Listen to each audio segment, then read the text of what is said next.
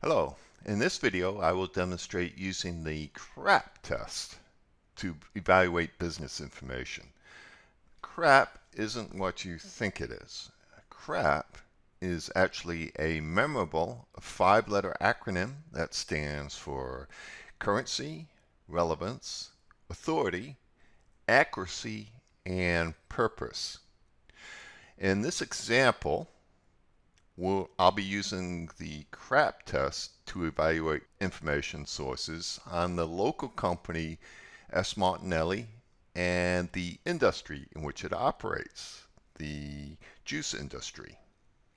Here's our first source, the company's website.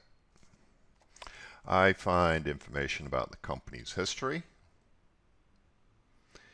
its leadership,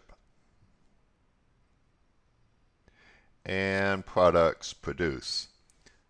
Since this is the company's own website, the information is relevant, it's authoritative, and most of the information should be accurate. I'm keeping in mind that mistakes, not that they happen, or embarrassing events in the company's history may not be mentioned on the company's own website. That ties in with the P that stands for purpose in the CRAAP acronym. In this case, I assume that much of the information on the company's website is to help shape their brand and sell their products. That's something I need to keep in mind when reviewing the company's website. I haven't mentioned currency yet. Most of the information is not dated, but since this is the company's own website, I'm going to make an assumption, a reasonable one I think, that information on products and key executives is up to date. Here's our second information source. It's short, just one page. It has a clearly labeled publication date and it's fairly current. As an official state business filing, it's authoritative, it's accurate as of the date of the filing, and its purpose is not to sell products, but to inform and comply with state business regulations.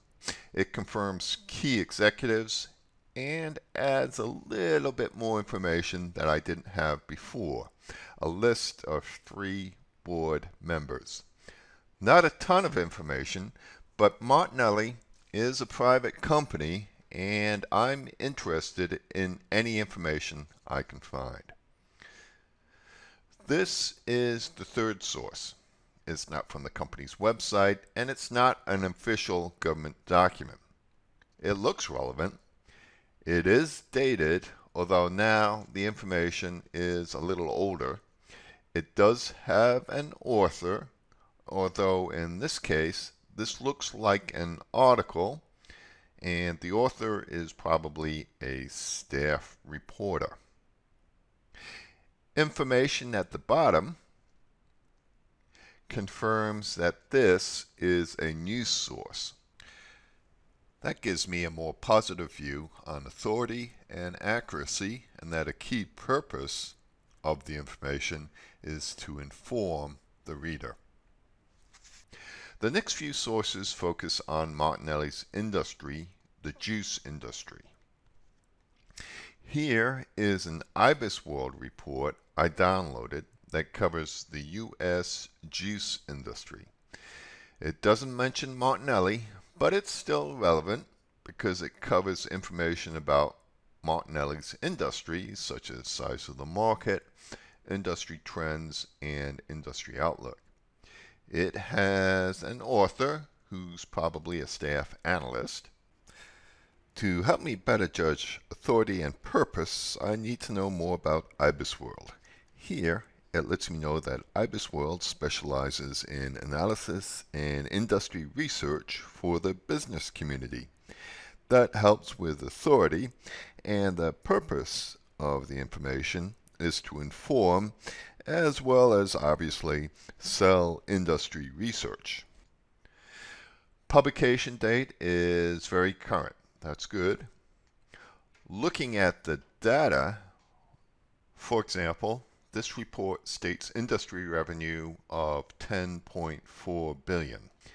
And the source of the data, I see it lists IBISWorld as a source, which is vague.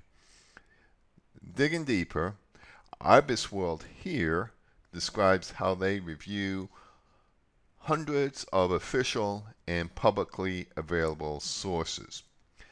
That doesn't help me judge the accuracy of the data in the juice industry report, and the lack of citing specific sources is troubling. So currency, relevance, authority, and purpose are fairly clear here. Accuracy of this data is a little harder to judge. Rather than accept the presented data as facts, I'll try to confirm IBISWorld data in other sources. So here's another report on the same industry, but from a different publisher, MarketLine. It's an older report, so it doesn't score well on currency, but it can still be useful. Notice here that they estimate the U.S. juice market at almost $22 billion for 2015 and forecast the 2020 market at around $21.4 billion. That's a big difference from the $10.4 billion cited in IBISWorld, even if you consider that the industry has been in decline. Something strange is going on. Here's our last source. This is a trade journal within the juice industry. Since it's a trade publication, that gives me a positive view of its authority and accuracy, and I can assume its purpose is to inform those who actually work in the juice industry. This is an issue from 2019, so it's reasonably current. This issue has a State of the Industry report. Here, we're looking at the section on juice. They confirm the ongoing decline in revenue. And here, they cite a 2018 industry report from Intel, another business information publisher, that estimates the total 2018 U.S. juice market at $19.5 billion. That number seems to line up more with our older MarketLine report and less with the more current IBISWorld report. The report from IBISWorld has lots of very useful information on the industry, but based on what I've found out so far, I will be extra careful and check other sources when citing revenue figures or other specific statistics.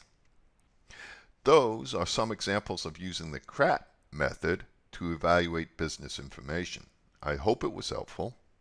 When you do your own research, you will probably be evaluating many different sources. Using the CRAAP test should help. If you do have questions, feel free to contact us here in the library and we'll be happy to try and help.